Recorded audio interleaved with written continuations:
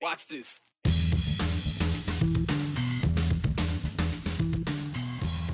The San Jose State volleyball saga takes a bigger hold on Boise State. Another lawsuit has been filed, this time involving two Broncos and what might happen at the end of season tournament. I'm happy to say we're finalizing the plans. Just in time for the end of the growing season, the water mitigation plan is in the books, and it seems to be good for both sides. Have you ever heard the tale of how the zoo started? No. Would you believe us if we told you it was because of an escaped circus chimp? It's not a true story, really. No, really. Well, contests that are usually settled on a court may soon be decided in a court of law. 3 Treasure Valley volleyball players have joined a lawsuit against the Mountain West Conference and San Jose State University over San Jose State allegedly having a transgender athlete on their volleyball team. 3 would be 2 Boise State volleyball players, Caitlin and Kirsten Van Kirk, sisters from Bozeman, Montana, and 1 Wyoming player, Sierra Grizzle, who was once Idaho's Player of the Year her senior year at Meridian's Mountain View High School. Included are 2 other Wyoming players, 2 Nevada players, 1 Utah State player, and a San Jose State assistant coach. They're all plaintiffs in this lawsuit. The defendants are an associate athletic director, the head coach, and the director for media relations, all of them at San Jose State. Lawsuit claims the allowance of an alleged transgender player by the conference and San Jose State goes against Title IX and violates the players' rights guaranteed by the First and 14th Amendments, the Equal Protection Clause, because they were forced to forfeit. We use the term allegedly because neither the Spartans nor the conference nor the school that has forfeited its match against San Jose State, any of those schools, none of them has made it clear why they canceled those matches. Although the lawsuit filed yesterday doesn't really dance around it, saying although San Jose State refuses to publicly acknowledge their player, Blair Fleming, is a transgender student athlete playing on the women's volleyball team, quote, there is not reasonable doubt Fleming's sex is male. Well, here's what we can confirm. Per Mountain West Conference policy, any cancellation will go down in the record books as a forfeit and 1 more in the loss column, which is one of the issues claimed in the lawsuit. Aside from the Title IX and First and 14th Amendment violations, the 11 current and former players and that assistant coach, they want those forfeits to not count as losses, nor do they want them to count as wins for San Jose State, who is currently sitting in second place in the conference standings. The lawsuit alleges Mountain West forfeiture policy, known as the Transgender Participation Policy, only began after Boise State forfeited its first match in September, and it was implemented only to keep others from doing the same thing. Well, that didn't work, since Wyoming, Utah State, and Nevada followed suit. However, according to the Mountain West, that policy, that actually came into play in August of 2022, so it was already in play. And when it comes to those future forfeitures, the players in the lawsuit, they want Fleming to not be eligible to play in the upcoming conference tournament, taking place in Las Vegas in less than 2 weeks. So there's not a lot of time left to decide what to do before then. The lawsuit was filed in a Colorado district court since Mountain West headquarters are in Colorado Springs. We did reach out to Boise State, who told us this has nothing to do with them, just the 2 players that joined the lawsuit, so they don't have anything to say about it. Meanwhile, San Jose State told us they only got that 132-page document, the lawsuit, yesterday, and they have no comment at this time. As for the Mountain West Conference, well, they sent us a statement this afternoon that reads, the Mountain West Conference prioritizes the best interests of our student athletes and takes great care to adhere to NCAA and Mountain West policies. While we are unable to comment on the pending litigation of this particular situation, we take seriously all concerns of student-athlete wellness and fairness. So we'll see how this plays out, possibly in court, possibly before the conference tournament. Just a couple weeks to go. We'll see. All right, we can all agree, water is vital to everything. And now those farmers in the Snake River Plain agree on how they will use that vital resource in the future. Last summer, when we broke down the water issues facing farmers from the Magic Valley eastward, they were in the middle of coming up with a better plan to mitigate its use. A decades-long battle between senior rights, or surface water users, those who use water from canals, for example, and junior rights holders, or groundwater users, those who pull it from the ground. That would be the Snake River Aquifer. In simplest terms, the surface water users weren't getting what they were promised, and the underground aquifer was losing volume because of the well pumps being used by the groundwater guys. So here's the deal. Groundwater districts and Surface Water Coalition, they signed a 4-year agreement instead of the previous deals that were in perpetuity. Groundwater users can now average, meaning if they use less water in 1 year, they can use that credit the next year if need be. More regular metering of water usage. That's going to happen for groundwater users too. It's going to happen monthly instead of just a handful of times during the season, and it will be in real time. And finally, if surface water users end up short during the season, 75,000 acre-feet of water will be sent downstream for the next couple of years instead of the previous 50,000 acre-feet requirement. Both sides ended up with agreement they say they can live with. If there has been a shortfall in a given year, then that means that the guys down in the Magic Valley area, the Twin Falls Canal Company specifically, ended up having to make reductions in order to make it through the end of the season. They were short of water. They didn't have enough water as a result of groundwater pumping in eastern Idaho. The big part of this mitigation plan is that they are required to secure an amount of water in order to keep the senior surface water rights whole. They will secure that, and if we run short, they'll send that water down to us to keep us whole. Okay, so sending that water down means the water stored in the eastern reservoirs, that'd be American Falls, Palisades, or Jackson. That water is going to be released into the Snake River when needed. And if it's not needed, it just goes back into the groundwater or it's going to stay in the reservoir. While surface water users wanted more than 75,000 acre-feet, they could live with that number. Groundwater guys, they told us today this deal is a better one by a long shot. And they are already implementing aggressive plans to make sure it works for everyone. We are installing monitoring wells in our groundwater district. We are installing telemetry devices on our flow meters so that we can get real-time readings of what we're pumping and what we have pumped during the season. And then last of all, we're installing a number of recharge wells in our district, and other groundwater districts are doing the same. We're actually investing in a well drilling rig. We want to be able to capture as much of that as possible, put it in the aquifer, which benefits us and also benefits the surface water users as that exits the aquifer through spring flows. Bottom line was to make sure the surface water users weren't getting shorted, as you heard, and the aquifer would be getting recharged, and it would be getting recharged on more current expectations because the numbers they were using before were pretty outdated. And this plan, it seems to do all of those things. The good thing is, if it doesn't end up working like they wanted it to, they can tweak it again in 4 years without having to wait for the threat of water being shut off. Well, 4 more doctors and the executive director of the Academy of Family Physicians took the stand today in the 3rd day of Idaho's abortion laws on trial. Abby Wilt tells us what they said on the stand and more in today's 411. Who should be there? What's going to happen to the body afterward? It's a long process to decide everything. 3 more doctors testified today in day 3 of the trial over Idaho's abortion law. All of the doctors said similar things to yesterday, that the law is confusing. The lawsuit is trying to add and clarify medical exemptions to Idaho's abortion law.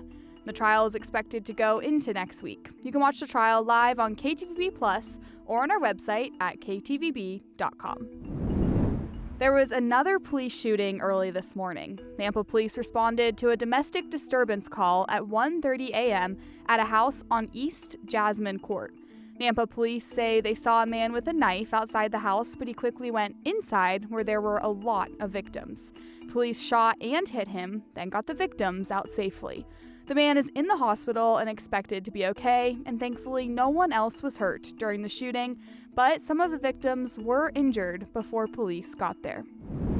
There was kind of a lack of a place on campus for people to go and a resource for them to kind of deal with that grief. But now there is the Vandal Healing Garden, where hundreds of students gathered last night for a candlelight vigil honoring the 4 University of students murdered 2 years ago yesterday. They lit candles, reflected, and had a moment of silence for Ethan Chapin, Xana Kernodle, Madison Mogan, and Kaylee Gonsalves. Hockey fans, check out the Seattle Kraken taking on the Chicago Blackhawks tonight. Pre-game starts at 7:30. You can watch only on KTVB 24/7. That's also Channel 7.2. If you're already in the holiday spirit, then you're in luck. Starting today, you can now get your Payette National Forest Christmas tree permits online at recreation.gov. Or wait until the 25th and buy them in Forest Service offices. Permits are valid from November 23rd to December 31st. And that's the 411 on the 208. I'm Abby Wilt.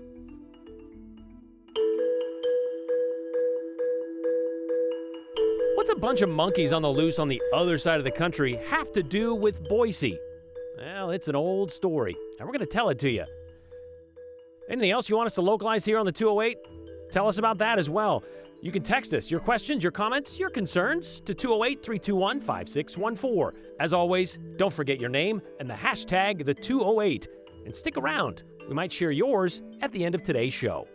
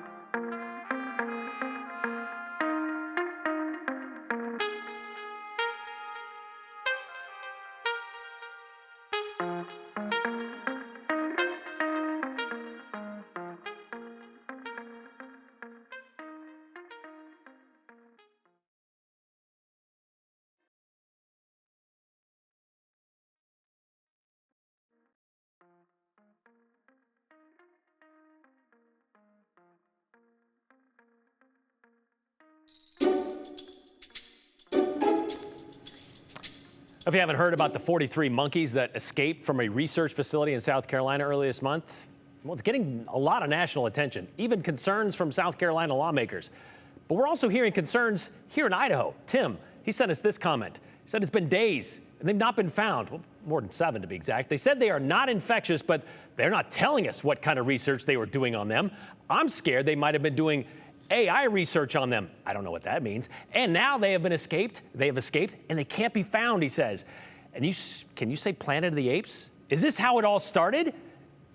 Get ready to have a collar and a leash around your neck, Tim says. Is this something you can research? Well, we can try. Okay, so Tim, first of all, let's take a breath. We do have some updates for you. Our sister station in South Carolina has been following this since it happened. The facility says a new employee was feeding the monkeys. The door didn't properly close, and that's when they all got out. They say all the monkeys are female, all under 7 pounds, so they're not very big, and they had not had any testing performed on them yet, so there's no medical threat to people living in the area. WLTX says officials, they set up traps. They've been enticing the monkeys with food. I've even heard Fruit Loops. That's kind of cool. As of this afternoon, about 32 of those monkeys have been captured, so they're not still running loose. They still have 11, though, that are out there, remain free. Now there are concerns about the facility, and the feds are getting involved. It's a whole thing. We understand.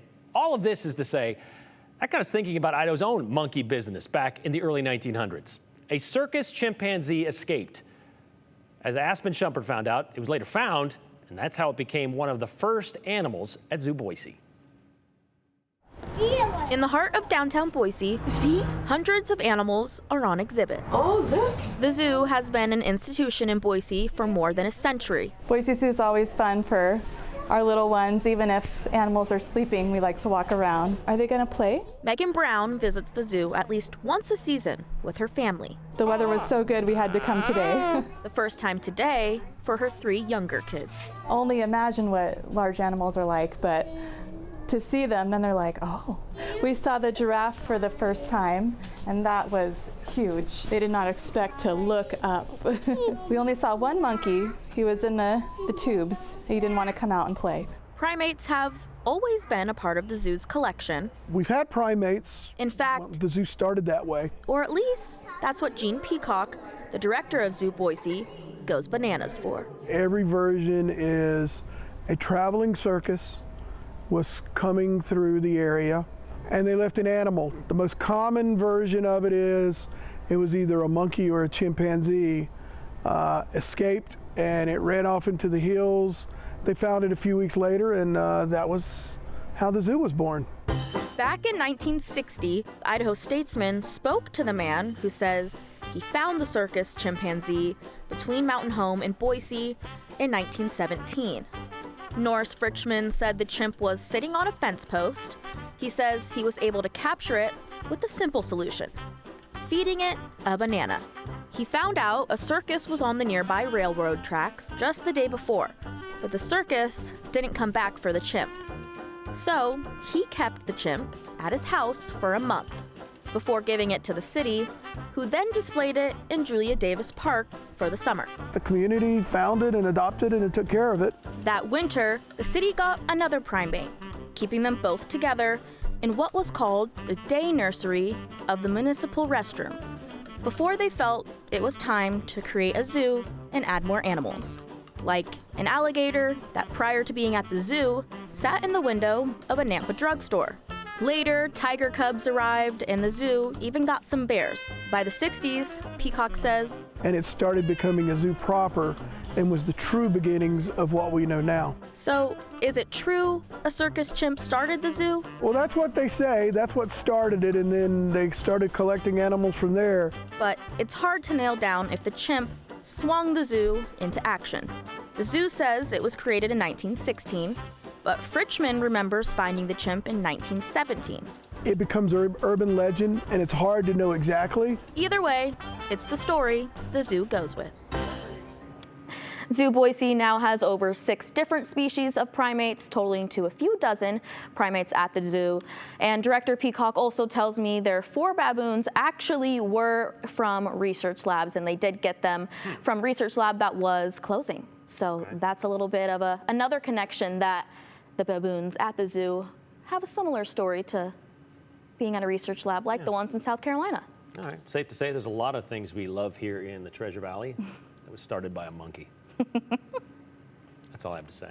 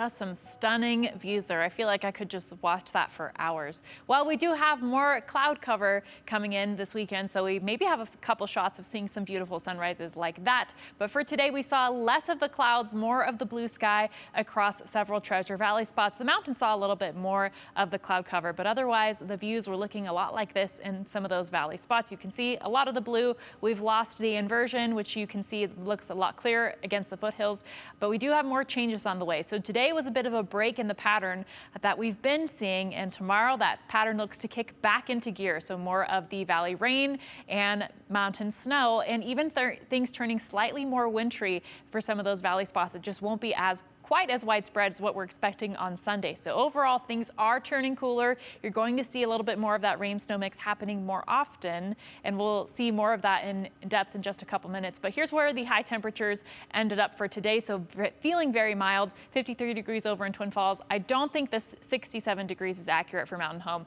but probably closer to that mid 50s range. And we didn't have wind today, so that was a really big difference. Again, tomorrow things change gears a lot and we start to see the winds return, as well as these wet conditions. In the Magic Valley, we look to start off with a bit of a rain snow mix, ending the day with some snow showers. And for the mountains, we are talking about light snow. Even on the high end, for some of those mountains, we're talking about 2 inches. So it's not a whole lot of snow, and it's not a whole lot of rain either. So things feeling wet, but the totals will end up being light again. So here's what we're expecting for the wind in the Treasure Valley. So you could see up to about 25-30 miles an hour, which is similar to what we saw yesterday. So things returning to the wet, returning to the windy. Definitely good to have a warm, waterproof layer as you head out the door tomorrow. So a lot of these wet and windy conditions are spurred by that low pressure center that continued to work its way off to the east. High pressure ridge will build back in closer to Sunday, and then end of Sunday, we see this system start to move in. That's the one that's bringing more moisture and more of that cold air as well. So for tomorrow, things again should stay on the lighter side, but a couple spots,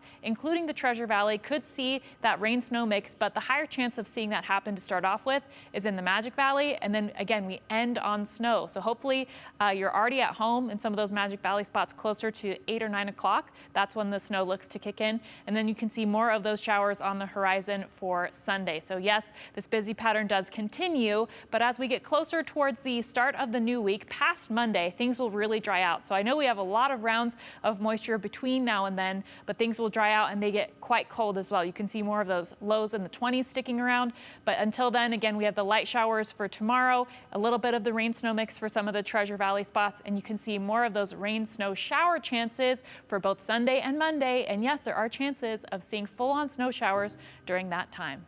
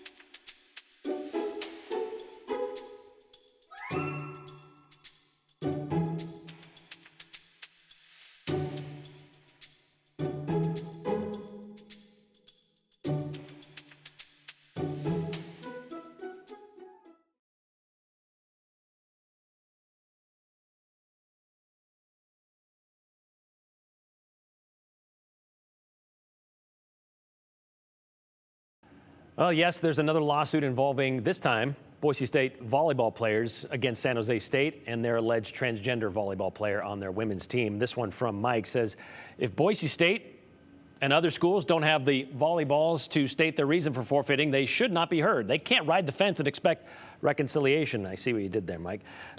This one from Brian in Boise. Isn't it a choice to forfeit a game? How are they forced to not compete? Like I've said before, in the honor of sportsmanship, play the game and prove a point that you can defeat anyone, man or woman. Let's honor Billie Jean King. And I think the issue here is we spoke with a mom who has a player on Nevada's team. It's a safety issue for a lot of people when it comes to transgender athletes, transgender women playing on women's teams. That's what they claim. This situation about the alleged transgender player is really sad. Anyone who changes sex is given the appropriate hormones to become that person. That is true. And there is a level. Mountain West follows the NCAA policy. NCAA policy follows the USA volleyball policy, which makes sure that testosterone levels have to be down below a certain level. So that's kind of how it works. And they just follow those guidelines. And it's worldwide, or at least with USA Volleyball, it's nationwide. So the policy is in place.